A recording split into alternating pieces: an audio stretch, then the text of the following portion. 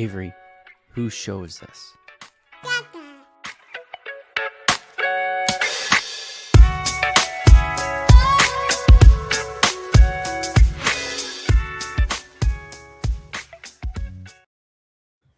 Welcome, everybody, here to the Lakers Lounge podcast. I'm Anthony Irwin, not live today because I recorded about 6 hours ago, and Harrison and I could only record right now.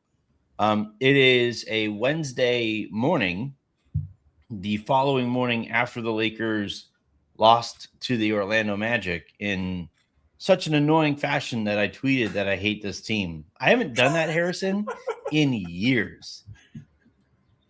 There's no way it's been years, right? I don't think I've tweeted that I hate this I don't know. team. See, this is where we missed the comment section because one of them would go search it and find it from like October, 2024, like last year.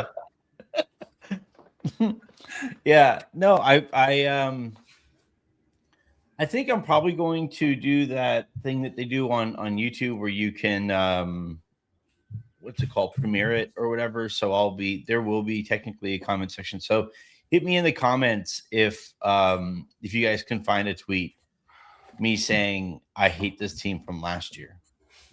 But yeah, the Lakers lost to the Orlando Magic last night. They are below 500 since the trade deadline. And remember, after the trade deadline, Rui Hachimura was like, "We're stoked. We all know we're part of this team. Here we go." And my concern now, I was thinking about it this morning. My concern now is we know this team rolls over, right? Like we know that this is, not exactly a team that boasts in fortitude in any real way. Yeah, so, they just their X-rays and scans just came back. There were no dogs in sight. No dogs to be seen. Yeah. And so like I've been thinking this morning, is it time to get a little nervous that they might let go of the rope? Like the West isn't as daunting as it used to be. Phoenix is dealing with injuries. Golden State is tanking. The Clippers, I do think, will be able to rip off a few wins. But at any time they can shut Kawhi down and their season can go that way. So like, I don't think you might see the precipitous fall down the West as you might in normal years if the Lakers let go of the rope. But that you would still like to enter the postseason, stay out of the play-in game. You'd like to enter the postseason with a little bit of momentum. Are you concerned that they might let go of the rope here, given that, it's a whole bunch of guys who are on the final year of their contract? They know that the Lakers have been basically talking ever since the trade deadline about how they are looking forward to cap space, which means how they're going to use the money that those guys are currently making on other players. Right. Yeah. JJ Redick got his extension after one season that seems to be kind of a golden parachute. So I'm not even sure how invested in him they are. And all the while you have Lon Rosen yesterday, like anytime a new executive has to be like, "Yo, yeah, totally. The Rob's sticking around. Yeah, everybody, we're just here paying attention. It's like if you ever been in a classroom where the principal sits in on your teacher, and it's like, don't mind me, I'm not here. And the whole time everybody's like looking back at the like, don't mind me, Mrs. Jenkins is just up for performance review. Right. She's about to be tenured, and we want to make sure that she should. So, like, are you getting a little nervous about where this season might be heading? So, to answer your question about letting go of the rope, like, it's not to go to Rob Pelinka on everyone here, but no, I'm not concerned about that because this team is not going to do anything even if they hold on to the rope. And so, I think if they've realized that and they're, again, like this is a guy who constantly tells the team, you're not worth investing in. We want the flexibility from you guys moving on. All of this stuff, then it's like, yeah, like if they let go of the rope, it's like they're only following the example of the head of the snake and saying that like, hey, we're playing for next year. And, again, that's not even to say that that's a bad plan. I don't think that this team was going to win a title. And so, but it's also like these guys are human beings and they know, like they're looking around and they're like, Luke Kennard, that's it. And Luke Kennard's like, wait, what do you say fuck me for? And, it's. Kennard's been good too. It's such a Yeah. bummer. Like, imagine if they had added Kennard and like a starter. Like, I am saying Kennard is driving me crazy with the pump and drives, like to nowhere, where he will, pump fake out of an open three, drive towards the paint, pivot 7 times, and then like there's just no advantage, and so it's like a bailout pass that hopefully makes it to Luka. So yeah, I'm not really that concerned about them letting go of the rope, like just because, like I think. Again, like I don't know how much this team was going to accomplish anyway. So it's not like DEFCON 1. Like I'm really, really worried about this. Obviously, I don't want to watch a Lakers team that has quit, but they do that all the time. And so how different would it be from, the efforts that they've put forth this season when they've encountered like not even like a full hurdle to jump over. They've encountered like a crack on the ground. Like just like a sidewalk divot, and they're like, I don't know. They see somebody like constructing a hurdle, and they're like, nah, we're good. Man, if they see like a construction coming soon, and they're like, I don't know if I want to walk that way. That's And can I just? I get what you're saying. I do think it can get worse though. Yeah, I mean, it probably can, and on the Lon Rosen thing, I also wanted to touch on really quick. It's just, it is funny that they're like, no, we trust our basketball executive. Like Rob's got it. We totally trust him. Don't worry. We're just going to bring his biggest hater around to give us a little bit of advice. He's not going to have a formal role, so no accountability. You can't get mad at him, but like, I'm sure he's going to have nothing but nice things to say about Rob's ideas. And also we're going to have him report to our baseball GMs that we trust more even in basketball than him. But don't worry about it. We trust him. He's not going anywhere. Yeah.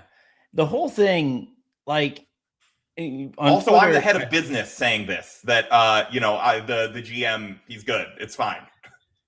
Well, that was the thing, was like, I literally said on the pod that Andy and I recorded our conversation yesterday earlier before Lon Rosen was due to speak to reporters. And I hadn't heard that Lon was going to talk or anything like that. So had I known, I might have waited a little while just to see like what he said, why he was speaking, all of that good stuff. And I had said to Andy that like, yeah, technically he's business. So like, I'm hoping he kind of stays over there, because like my number one criticism of the Lakers is like how not partitioned they are. Like Pete always talks about how, and you and I always joke about how like Gary Vitti used to be like their head trainer and also their air traffic controller, and like I want business to stay over there. Like Tim Harris was annoying because he would factor business into basketball decisions, and I don't want that. I want Lon Rosen to stay over there. I want the fucking Dodgers people to stay over there. Like, you guys are Dodgers people. It's Jen roots for the Saints, and shit. Oh, no. Like the Lakers got Anthony Davis from the Pelicans in no small part due to the sharing of stuff between the Pelicans and the Saints, where at one point the Pelicans were employing the Saints med team, which specializes in football, to help with basketball stuff. And wouldn't you know it, Harrison, they dealt with some injuries. And so it's like, I look at the way that this stuff came out yesterday, and it might be that like the frustrations from last night are still kind of spilling over, because I can't even say that I slept on it all that well, because I go to bed till like 3 a.m. I legitimately, I went to bed earlier than you, but I went to bed mad. I was just like, that was a stupid game. I am angry about how it ended. Yeah. Like I hit it. Like I punched a door, and I'm supposed to golf on Friday, and I'm concerned for my hand. Like, it's just, and again, like I've been sitting on this. Like, why was I so angry about last night's game? And part of it's because, like, all right, you were hoping that they would bounce back after being embarrassed the way that they were by the Celtics on Sunday. part of it. But I think the biggest part of it is just like, and the reason that I sent out that tweet, like, I hate everything about this team, is like, you go down the list of things that like I just do not like in like society and sports and stuff like that. And you have like the nepotism that obviously we know is rampant with the Lakers, the cronyism, right? Where and it's also like everybody is operating so selfishly, and it's so like visibly selfish. Where I was talking to somebody about the JJ Redick hire like last week, and I threw out the theory of like, oh, I don't think it was ever a LeBron hire. I don't think they hired JJ Redick to appease LeBron. I think they hired JJ Redick so that if it went poorly, they could pin it on They could LeBron. blame They know LeBron. that, Yeah. yeah, Lakers fans would eventually like connect the dots and was like, oh, they just hired him for LeBron anyway. And like you have that going on. You have the keep your job Rob stuff that always kind of drives me nuts. And like right as the Lakers sell, and there's finally this glimmer of hope at the end of the tunnel, it winds up being a freaking train that's coming back at you because, oh, guess what? Like this organization that has been far too insulated and only talks to like 4 people, guess who they're bringing in to clean things up? One of those 4 people and his agent in Magic Johnson and Lon Rosen. And it's like, you know, look, I'm going to go into it with an open mind. I'm going to see what these guys can actually do. But I wouldn't say that things are off to like this great start. And mind you, all of this is going on, Harrison, while like Rob Pelinka is telling us that he and Jeannie Buss are going to head up the efforts to modernize the organization. Who do you guys know to talk to? Like what type like and also like it's flying in the face of the way that both of you guys have always wanted to operate. So I don't know. Well, they're going to add, you know, they have somebody with experience building a new culture with a legacy team and one of the NBA's iconic franchises. I think they're just going to go to Kurt Rambis and be like, when Phil was trying to set the culture in New York, what was step 1, 2, and 3? And like, how did you guys change the culture over there? Yeah. Or I hope somebody steps up and was like, they changed the culture by firing you. Kurt, when you came in with the Wolves, what do you think? Like, what did you do to really boost morale around the organization, sort of clean things up, build in some championship habits? A lot of brazzers. So like the the thing that like the thing that like I want to like go back to as far as like the actual basketball and stuff like that is like one thing that I've been kind of charting. Well, I haven't been charting it personally. Cranches has been charting it, and it's something that I think is worth paying attention to over the course of the rest of the season, which is the organized offense. Don't credit him. Just say that you've been charting it yourself. Just, you know, you've been sitting there with the clipboard. You've been diagramming the plays as the Lakers run them. I sit there. I finished recording last night at like 3 a.m. and I fired up the game again and I charted how many possessions they called. I actually would love to hear what your organized offense count is, because like it would be like I know Crangis's process is like he rewatches the games, he looks for like signs that there's like calling out a set, you know, all that stuff, whatever. Yeah. I think like you would just stare at the screen and be like, that didn't look organized to me. And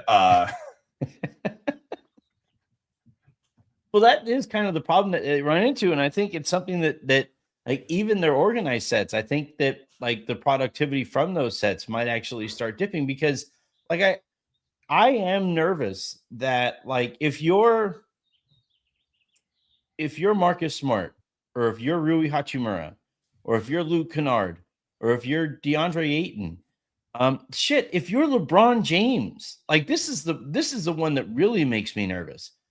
Did you see the report from the guy in Miami? Is it Skolnick? No, I forget. Yeah, Ethan Skolnick, I believe. Yeah. Yeah, where he was like, the word out there is that LeBron to Cleveland in a sign and trade this summer is where things might be heading. Like once we start getting specifics about like how LeBron might depart, because to this point it's been like I don't really know how he would get there and still make anywhere close to the amount of money that he would probably want to make. And once you start seeing like, oh, this is actually that they would consider doing, which I didn't think that they would for 1 year of LeBron, but still, like once you start hearing some of the specifics, you're like, oh. And we know based on all of LeBron's time here, the Lakers, from like a vibes standpoint and an effort and engagement standpoint, tend to go as LeBron goes.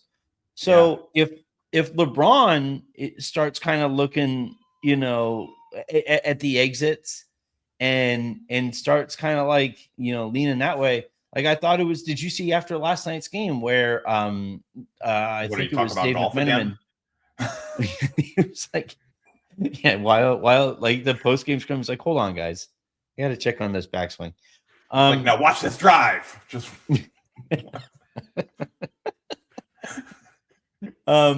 but like, did you see Dave asked Luka about that last play, and he was like, have you and LeBron spoken about that last play yet? And Luke was just like, no. And I'm like, huh. Doesn't see, to me, that doesn't raise that many alarm bells, because he's always going to say no there, even if they have talked about it, because it's like he doesn't want to get into the specifics of what they talked about or what they said or whatever. Like, Luka does not enjoy the media aspect of this at all. And so like, I wouldn't take that as necessarily gospel that like there was zero discussion of it in the locker room whatsoever. Like, I mean, again, I'm not sitting here saying those guys sat down and. Would you be surprised if there wasn't any conversation about it? I don't see those two guys interact on the court at all. I wouldn't be shocked, but I also think that like, again, like LeBron has been in that position before. And so like, he's going to understand like, oh yeah, Luka just like didn't realize like he had like quite as like he thought that he had more time than he did when he was passing the ball to me, and he accidentally threw me a grenade and oops. Like, I think like, yeah, I mean, obviously that's a play Luka's going to want back. That was like one of the worst executed end of game sets I think I've ever seen. But brain farts happen. It reminded me of Tragic Johnson, actually, from way, way back in the day. You know what it actually reminded me of? I thought LeBron was going to do the J.R. Smith arms at Luka, like after. That would have been great. Well, that's what the Lakers do on every play to the referees, to be fair. They're like, every single play, and they're like, what? No, I also chuckled, like, I tweeted this out last night too, but remember that lineup that Rob Pelinka said? It was like the all shooting lineup. Yeah. And I was like, this can't be the serious thoughts of a president of basketball operations. That can't be the first lineup that you go to. And then I laughed. I was consulting with the Dodgers guys yet, so they'll give him some better ideas. Yeah. Well, but I was laughing because like that was probably the moment to use that lineup, right? Like where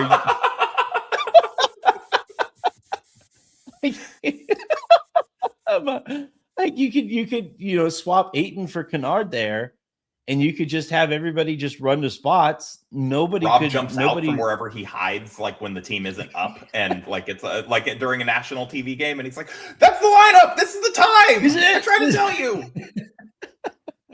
My biggest stop, Anthony Irwin, laughed at me. But yeah, like the LeBron aspect of this and all of it, like it makes me nervous. And look, like the Lakers, I was looking at their schedule right before we went live, or right before we started recording, and their upcoming schedule, like in the immediate term, does lend itself to like does provide some opportunities for wins. So you have they have Phoenix, who is without Dylan Brooks and Jordan Goodwin. Then you have Golden State, who is it would be funny if Steph returned now, but they haven't had Steph or Kristaps Porzingis for the last few games. I don't think then you have the Sacramento Kings, what Steve Kerr was saying earlier this week. Like I don't think he's going to be back yet. I think they're shutting both of those guys down. I think they're writing this out and getting as low in the standings as they can. Sacramento is after Golden State. Sacramento sucks. So like that's 3 wins, 3 win opportunities there Then you play New Orleans, and they've been really bad this season, though. They just got DeJounte Murray back. Did you see DeAndre Ayton started over Derek Queen the other day? That was funny. But DeAndre Jordan, you I think know, you mean. that's 4 win opportunities, and then you take on Denver, which is Denver. That is in Denver, and then you face Indiana, which should be a win. New York, tough game. Minnesota, tough game. Chicago rounds out the next 10.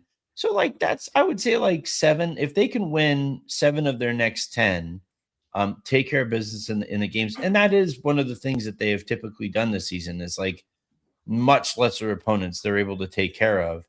So maybe they regain some hold of the rope here. But if they don't like really take advantage of this next slate, then you are looking at like 15 games to go and a Lakers team that might be checked out by that point. And it would be a real bummer because like I thought they had an opportunity going into the season. I thought this team had done plenty to show the front office that they shouldn't like they were on a 50-win pace when they were when they got to the trade deadline. Like I thought they did plenty to show the front office that it is worth investing in this group. And yet we arrive here anyway. And I want to go back, to Lon Rosen's comments, like as a result of all of this. And it's like, because I'm thinking at everything that is on Rob Pelinka's plate going into this offseason, probably gonna have seems like you're gonna lose LeBron. You have you And by the way, you're if they playing, do, I don't really blame him for that. Like they no, have like Rob. It's like you were talking about on the show with Pete. It's like when has Rob ever said over the last like several years we would like LeBron to be here? Like if he doesn't feel welcome and he's a foot out the door, that it's because Rob kicked him out the door. yeah, Rob opened the door. Like Rob showed him, like, hey man, here's the exits. He's like, hey, just trying But to be a like, courteous GM. Just wanted to open this up just in case you want to use it. We're all about star empowerment here. I just want to make sure that you have all your options open, like well, like leaving you and even listen to leaving. Jeannie talk. It's like Yeah. they're asking her point blank, would you want LeBron back?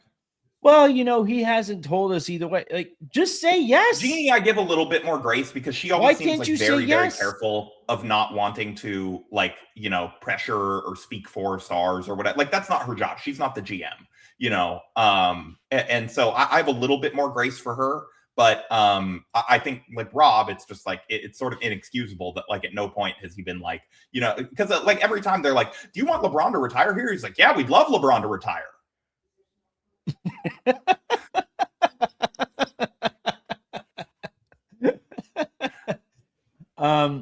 Yeah, I think that like the other thing too, I'm probably gonna catch some heat for this. Oh, here we I go. think I'm ready for LeBron to go. Like, I'm ready. I don't think this Austin Luca LeBron thing is destined to work. I think No. everybody is kind of ready to move on, and and like you said, and as I've said in the past, I totally understand LeBron being like, all right, fuck everybody here. Like this Yeah. sucks. I LeBron totally is having understand the that. same thoughts that you're tweeting out. He's like, I hate this team. Yeah, right. I like I am hugely, hugely grateful for everything that LeBron has done for the Lakers.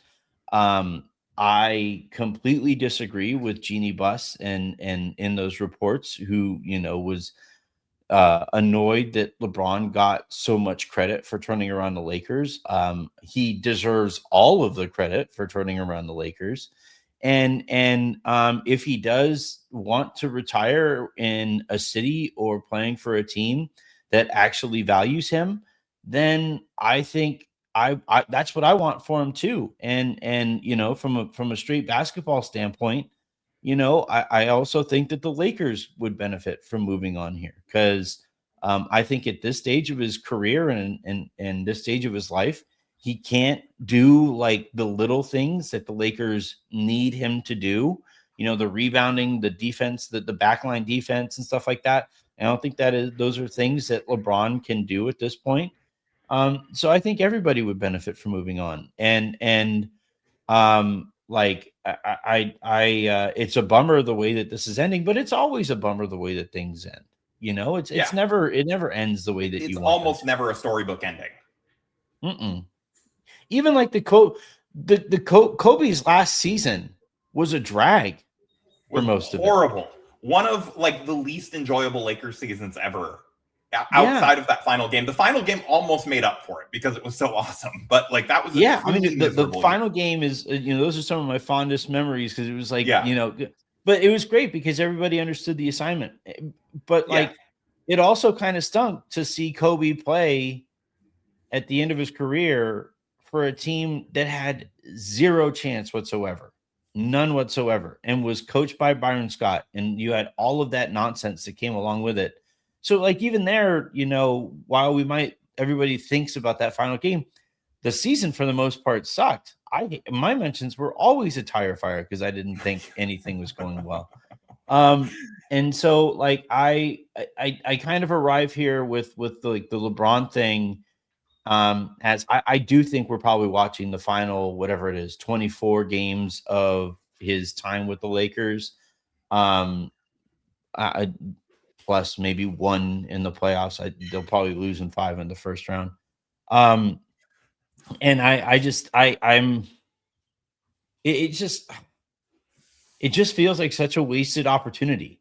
Like not just this season, but the whole last 4 years have just felt like such a wasted opportunity. And the person responsible for wasting that opportunity is now in charge of building out the organization. That doesn't make any sense. That doesn't it reminds me of The Departed when Matt Damon's character is telling Jack Nicholson, dude, they have me investigating myself. They put me in charge of finding the rat. Rob Pelinka is here. Like, dude, can you believe it, Genie? They have us in charge of modernizing the organization. Look at us go. Like, it just drives me nuts. And then I saw all throughout Twitter because people were like, oh, good. Thank goodness Magic isn't going to have an official role. Do you guys remember how Magic's tenure started with the Lakers last time? He was a consultant for Jim Buss. It was the exact same deal. I remember. He's like, my advice is that we fire you. Right. Guess what his advice is going to be on Rob Pelinka? So, which, by the way, I agree with. Like I agreed with the advice to fire Jim Buss, but I want them to fire these people and actually go through like a search, a professional, and not hire the worst GM in Lakers history to replace him. What's that? Like, if they're going to get rid of Rob Pelinka, don't create the man who was so bad he made Rob Pelinka look like an upgrade. Like, don't put him in charge. Yeah. Right. What did you make of Lon Rosen's comments, though? Like, do you think do you take them the same way that I do, where it kind of sort of feels like, oh no, we're just here. We're just here for support. Yeah, we're just here to help. We want to help these people out the door. But like, how do you take it? My first thought was that it sort of reminded me of when the owner or GM says we're not going to fire the coach. It's like the kiss of death. Like, the fact that you're answering the question means that you're going to fire the coach eventually. Like, it's just, it means it's gotten to that point that you're having to desperately say to the players, like, no, he's not going anywhere. We aren't going to pay him to not coach you. You have to try for this guy. Okay. And then they predictably don't do that. And they're like, okay, we got to fire Willie Green. So it reminded me a little bit of that. And I actually take the Rob and Jeannie being in charge of building out the front office and modernizing it thing with a little bit of a grain of salt, or a little bit differently than I think it sounds like you do, in that, if you are coming into a company and you're like, hey, Rob, you're still going to run this day to day, but we have a lot of thoughts on where you need to make notes and where you need to whatever. Zaidi and Friedman, they don't need the credit for this or anything like that. They're made men over on the Dodgers side. If they're helping, it's only because out of, loyalty to Mark Walter and that ownership group and whatever. And so it's they don't necessarily need the credit. They just need the Lakers to be better. And so, the fact that there's all this talk of like he's going to be sort of reporting to them, despite them having like no basketball experience and like having to run stuff. So like I took Rob's comments more as like, no, I'm still in charge. I'm still in charge. I'm doing what they say, but I'm still in charge. And it's like it's the guy that knows that he's like a dead man walking, but is like trying to be like, no, but this is all my plan. And like, I wanted to modernize the organization. They aren't making me at all. I'm excited about this. It's like, what else is he supposed to say? He's going to be like, no, they're actually like forcing me to hire more scouts, kicking and screaming. This sucks. I really don't want to, but they're in charge, whatever. So like, that's how I took like the Rob and Jeannie like are in charge of modernizing the front office. It's like, we know they're not, because they wouldn't be doing it if they were in charge of it. And so it's like, they get to save face a little bit and, like it pretend like they're still running things and have their like official mascot positions. But like, I do think, and I think that they will have some level of power, but we know that this is not what they would be doing if it was totally under their control, because it was under their control and they weren't. Yeah. It's like Pete says that they didn't do that because, other siblings wouldn't okay the extra hirings, which I think is like, I'm not going to ignore. There's a degree of truth in that, I'm sure. Yeah. Like, I think that like, I'm not going to disregard somebody who worked for the organization explaining some aspects of the way that the organization worked. I've also, however, common sense. I mean, there were siblings that just didn't care about basketball. So it's like, wait, no, I don't want to take 50 grand less or 500 grand less on my payout at the end of the year to help this stupid team that I don't care about. Like, yeah, like right. That makes total logical sense to me. That said, I've also heard from people that I really trust on this who have said like, no, Rob doesn't like working with big circles. Like he's kind of like Neil O'Shea in this standpoint that, he wants all of this stuff to kind of bottleneck at him because it makes him more important to his employers. And there is, which by the way, that has been a complaint about Rob since he and Magic came in. Like, and the circle has only gotten smaller since that point until now. Now it's obviously starting to expand again a little bit, but like the circle only got smaller. It was like, what mistake can I use to cut this person out of power and stuff like that? Well, and the ways that this circle is growing, I don't think any of these people are who Rob Pelinka would hire if he had his choice, right? If he was forced to hire people. And you don't think he would have hired Magic's agent?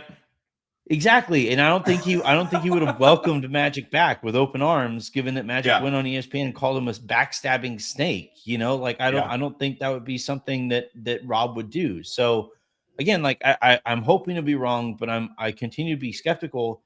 And it just brings me back to the final kind of bullet point here. Like he can't keep getting away with this. Like, think about everything riding on this upcoming offseason from an organizational standpoint, from a roster building standpoint, from like every which way that you could possibly look at it. This is like an absolutely vital time for the Lakers. And I don't know that I trust anybody who was like responsible for the decisions that are being made going into this upcoming transaction window. And on top of it, Harrison, the people who will be making these decisions going into this transaction window, I don't know that they're going to be around for very long, right? Like if like this transaction, it's like, hey, it's sort of a little bit mirrors the Jim Buss Mozgov Dang offseason, and it's like, hey, you have a bunch of money to spend and your job's on the line, so good luck. Right, and I have a story to tell you offline about that, but like it just, there's a world where this offseason, this season, they run out this season, and it ends in whatever fart noise that it ends, and the LeBron era ends with whatever quite literal fart noise. If he gives that, I hope he gives that quote to Dave McMenamin again. I actually think that's going to be Rob's statement on the way out. in the like LeBron, like it's going to be like we would like to thank LeBron James for all of his numerous contributions to the Lakers franchise, said Jeannie Buss, team governor, da, da, da, da. And then it's just going to go Rob Pelinka. LeBron does the same thing, but he's like, make sure mine's in caps. Yeah. Kobe better, like, Rob Pelinka said. Could you imagine? Rich Paul's podcast might actually be worth listening to if this is how this plays out.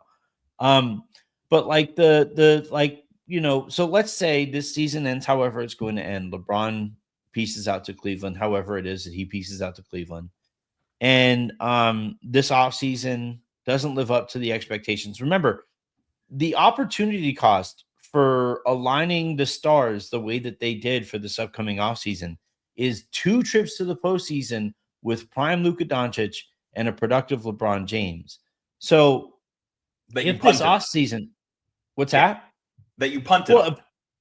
Well, also you punted on the end of the LeBron and AD era to arrive here too, which, and like part of to me that feels different. That's like part of that's the previous plan. Like everything resets once they make the Luka trade, and so to me it's like you're more account because that couldn't have been foreseen or like planned for or whatever. And so they make that deal, and then so I think what really all they're accountable for to me is like, okay, this plan had better work because you did punt on 2 postseasons with prime Luka and LeBron, or not prime LeBron, but still pretty good LeBron. Yeah, although I would say that like, I don't think you arrive at the books being this clean without years of preparation for it. Yeah, that's fair. That's fair. So like but yeah, I like no matter how you feel about the end of the LeBron and AD era, like what really, really matters here is with a top 5 player entering his prime or in his prime, the Lakers have basically said like, no, just wait till X. And if X isn't executed to the nth degree, then all of this was also for nothing. And I don't like I said this on the pod yesterday. I haven't spoken, Harrison, to a single person who thinks that Rob Pelinka is like ready to pull this off, or that this Lakers front office is ready to pull this off. And it's like, I feel like I'm taking crazy pills because I'm talking to all of these people around the league and closer to the Lakers and stuff, and nobody seems confident that Rob Pelinka can pull this off.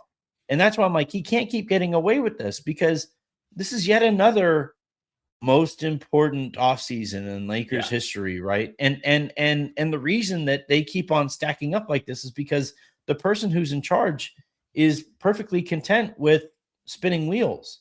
And I don't think that you just flip that switch and become a good GM.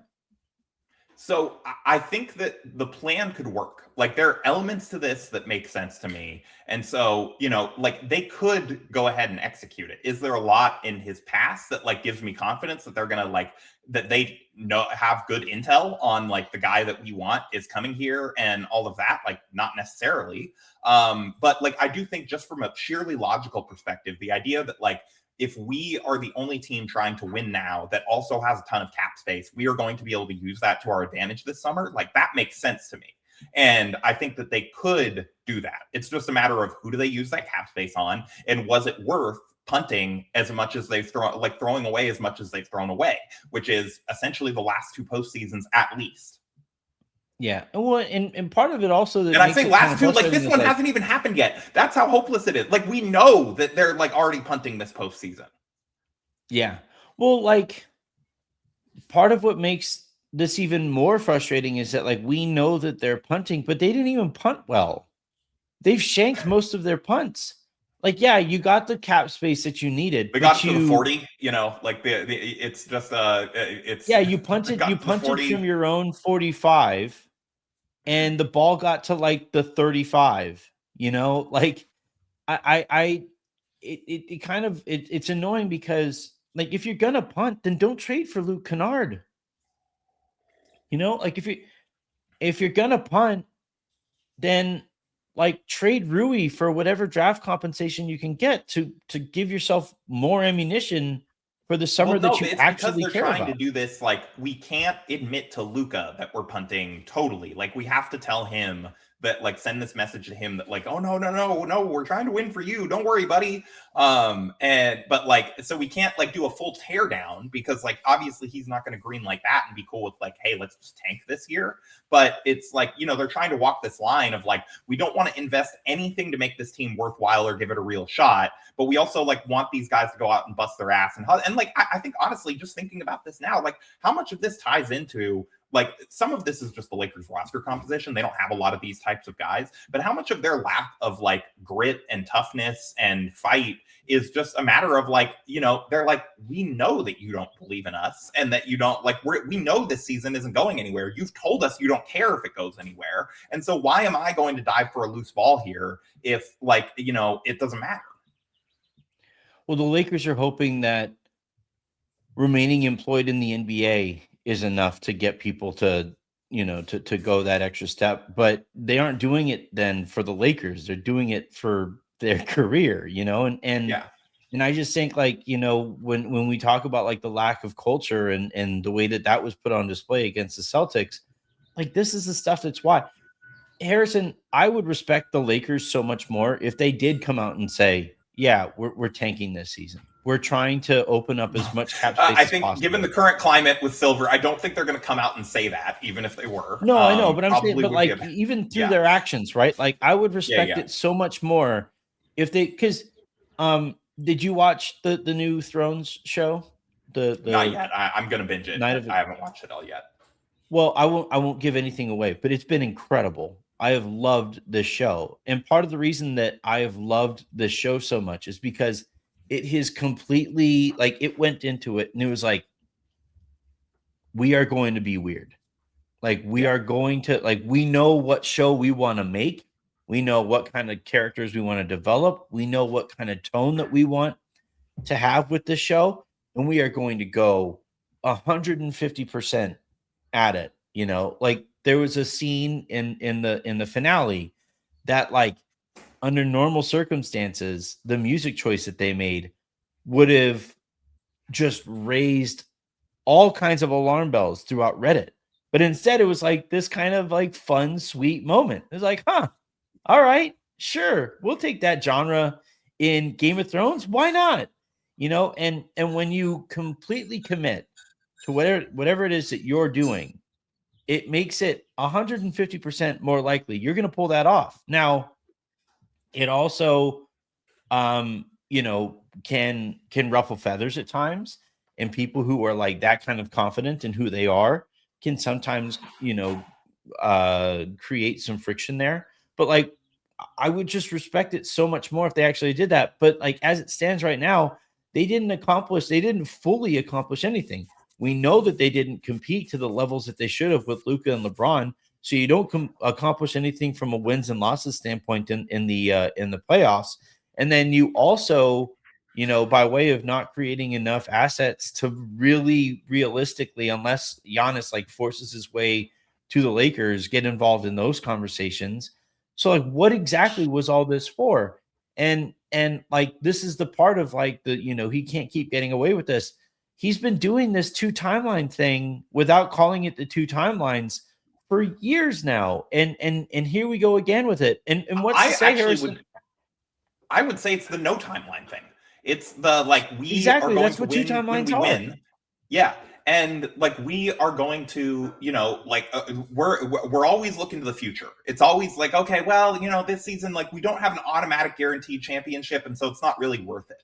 And you just keep, and it's like, it's fine to do that every so often, but it's like, if that is constantly, if it's just like, hey, we're going to kick the can down the road, hopefully something works out this summer. And then we know that like, if they don't get Giannis this summer and they aren't able to make good use of that cap space, we're going to hear the like, well, the Lakers want to evaluate this team of contract year guys in training camp. And like, they sort of believe that this team can be a little surprising. And, they want to evaluate the strengths and weaknesses around Luka. And then maybe at the trade deadline, they can add some. And then it's like, well, the trade deadline, like, I don't know, this team might be a little too flawed. Like, we got to wait for the summer to really fix the roster. And I just think that, your subtitle is exactly right.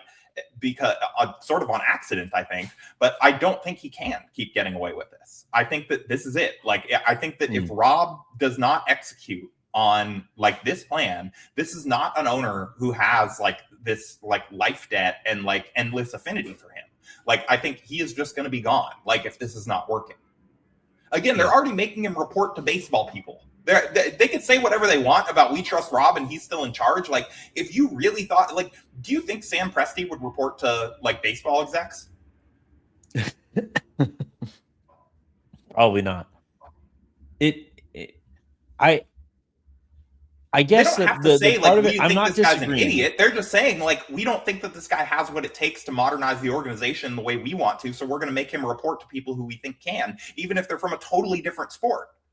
Yeah, I'm not disagreeing. I'm just saying that like it would be a real bummer if the cost of Pelinka getting fired is missing out on all of this opportunity cost to arrive at this offseason, and this offseason also not going well. Because then it's like from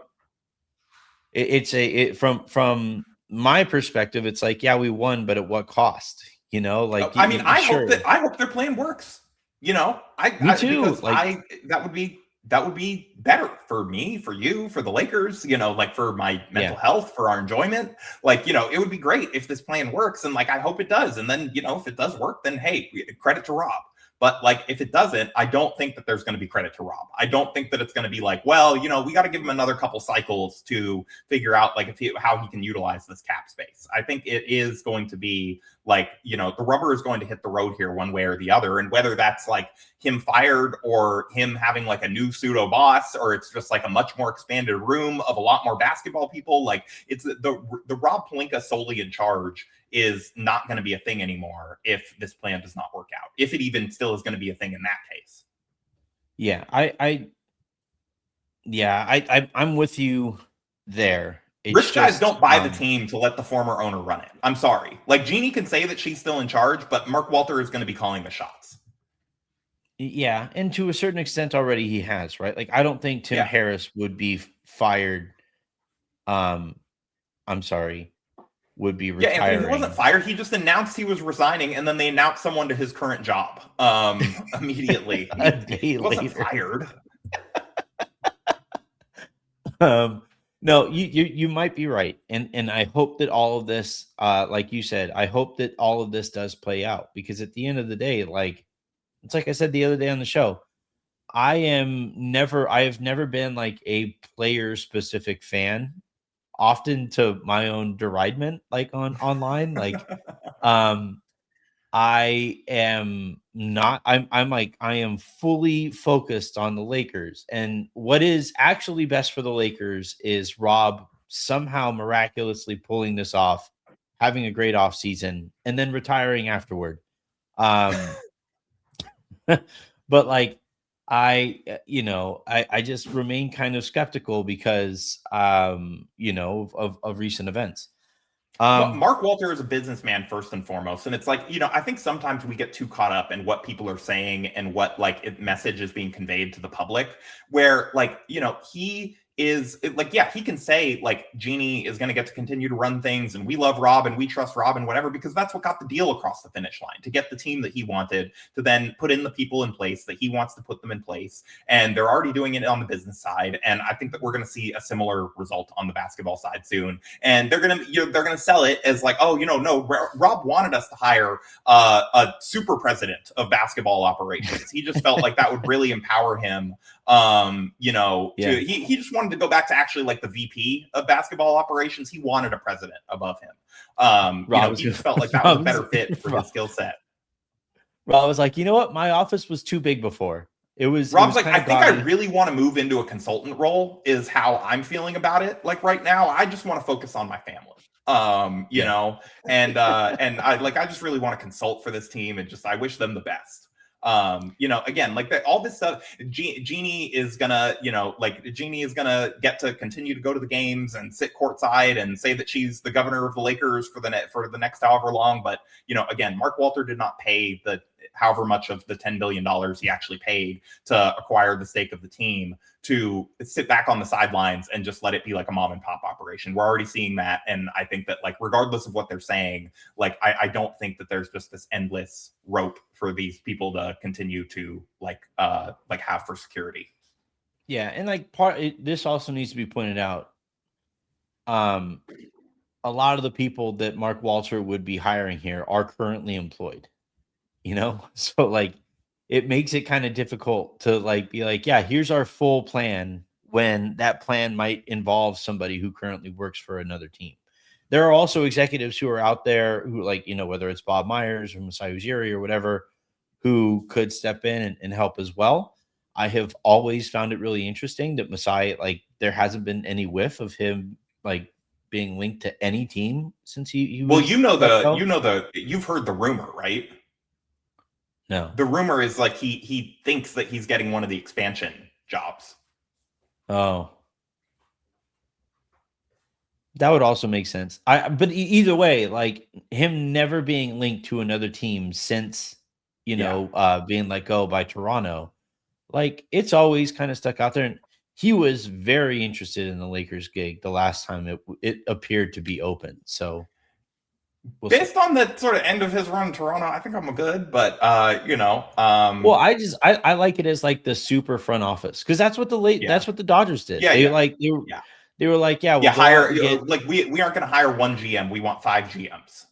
Yes, and and like, yes, please, because that's what they do, is they basically have this like war room of GMs or former GMs or GMs to be, and they sit there and they talk baseball all day and they talk Dodgers stuff all day. Like one of the funniest responses that I saw, because I was like, hey, I'm a little nervous of the extent of Dodgers involvement here during Dodgers season, and people are like, oh please, they just coast right now this time of year. It's like, you don't become the juggernaut that the Dodgers are by coasting ever. Anthony, like they won 2 titles in a row. You're fine. Okay, like they can coast a little bit as a treat and focus on the Lakers for the first half. It's just like an extra challenge. They're going on side quests right now. They're like raise my rent, Mark Walter. Make it harder for me to. No, but like, listen to Dave Roberts talk, man. I've They're really focused on this. Let me win basketball too. Yeah. All right. This has been fun. I feel a little bit better than I did. Can I make one last point before we hop off on Rob and like I've been critical of Luka this week, mostly in text messages to you and others, and I was very annoyed during the Sunday game. And I saw that I wasn't the only one. Like Zach Lowe had a rant about like Luka becoming unwatchable and like how much he's complaining to the refs. I know our friend Daman, has not enjoyed every single aspect of the Luka experience. And like, I just want to say that like, as annoying as some of that stuff is, like, I really wish that the Lakers had someone in power that was not like afraid of him, because like the thing that Kirk was always talking about when Luka came aboard was like, this Nico stuff of like, even if you have these criticisms of this guy, if you never bring them to him, then you're just a coward and you're just like talking shit behind his back, and like you're not actually helping him, giving him an opportunity to improve or get better or whatever. Like nobody benefits from that. It shouldn't be on Brian Windhorst to like call out Luka for like his lack of like transition defense in the finals. Like there should be somebody in the organization that is willing to do that, and like hold him to account. And like, I really wish that the Lakers were run by someone that I had any level of faith that he was willing to have like a hard conversation with Luka about like, hey, maybe you can't yell at the refs like every single possession. It's like sort of counterproductive. Here are the reasons why it's counterproductive. Here are the ways that it's filtering down to your teammates. Like, you are obviously like an MVP candidate. You are an incredible player. You need to stop doing this stuff. And like, I just don't trust that there's anyone there that is going to do that. And I really wish that the Lakers were not run by a guy who was GMing as if he was trying to prove Nico right for trading Luka and was instead trying to maximize Luka. Yeah, because Luka is not being set up for success right now. Like as annoying as the complaining of the ref stuff is, like this roster exacerbates a lot of his weaknesses. And I get it. They're going to need time to turn that over and make it a Luka centric roster. And part of this offseason is hopefully part of that. But it's like, if you're gonna have like you can't have a whole slow, unathletic team around him and then just be like, why isn't Luka getting back in transition? It's like, well, because even if he does, he's gonna get his ankles broken and get scored on anyway. Well, it would be funny if he was sitting there like while he's yelling at a referee, he's yelling in any other language that he speaks, but he's like, why haven't the Lakers given me a lob center? Why am I stuck with DeAndre Ayton? And he's like screaming. Yeah. He's like, his hands are up at the referee, and it's just like, I look, man, I understand lashing out at the closest person who gives you a little frustration when that time comes. But yeah, I it is something that, like, culturally speaking, JJ at some point is going to have to coach his stars, and he's supposed to be the guy that can do this, and so I want to see it. Yeah, and maybe that's an off-season thing. Maybe that's we revisit this and we say, hey, this summer we're really focused. Last summer it was your diet. This summer we're really focused on, like, what can you do on the court to make yourself like the fully actualized version of Luka and make yourself just that extra 5 to 10% better that gets you the MVP and whatever. And like one of those things is maybe just yelling at the refs like every other play, sometimes running back in transition.